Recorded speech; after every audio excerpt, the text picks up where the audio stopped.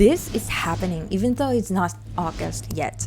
It might look bad, but the flooding only affects certain parts of Thailand. So if you are planning a trip to Thailand in August and wondering how Thailand actually is in August and whether it's wise to visit, today we are going to cover all of that and more.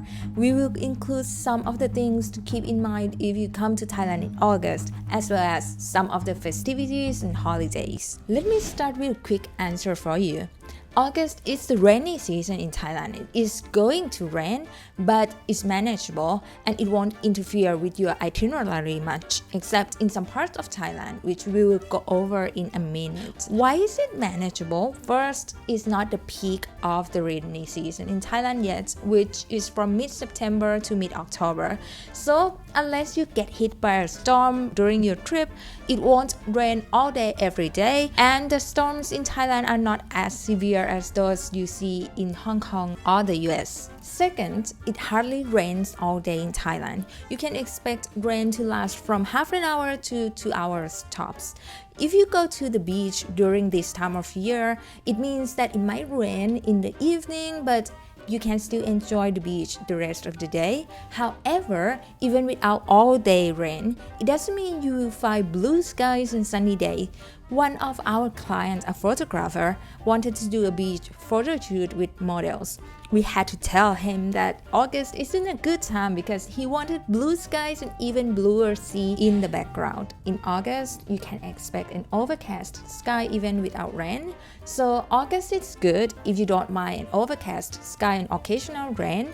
The plus side is that it's the low season, so it's not too crowded, and the prices for accommodation and flights are cheaper compared to the peak season like December, January, or April. However, the most important thing to consider about the rainy season in Thailand, especially if you are going to the beach, is which part of Thailand you are going. Let's talk about the mountain areas first. For places in the north like the famous Chiang Mai, Pai, or Chiang Rai, or even some central parts of Thailand like Khao Yai National Park or Kanchanaburi, you can visit them by car, so it's definitely safe to go.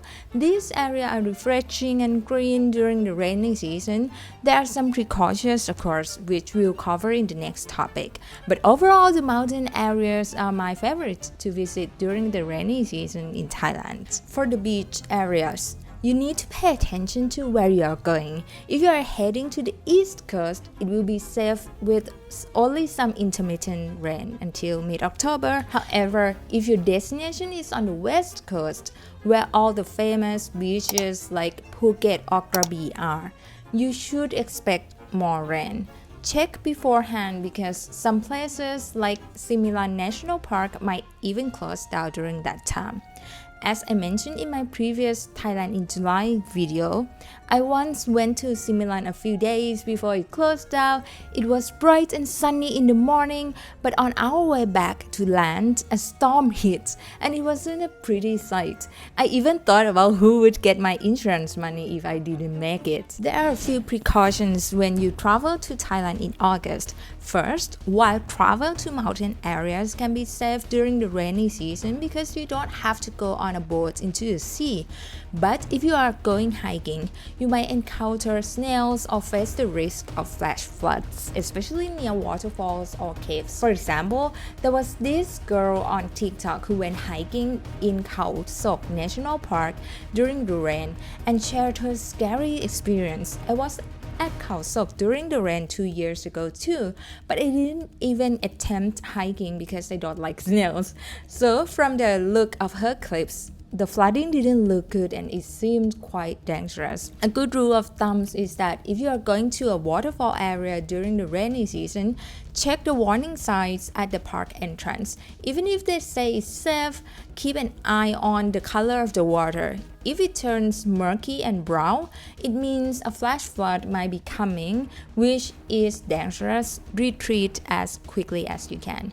Another precaution to keep in mind is that weather forecasts in Thailand are just guidelines and not always 100% accurate. Whether you are using AccuWeather or another app on your phone, even though it's less hot during the rainy season, the humidity can make it feel feel quite warm, especially for those from the west. However, in the mountain areas, the higher you go, the lower the temperature.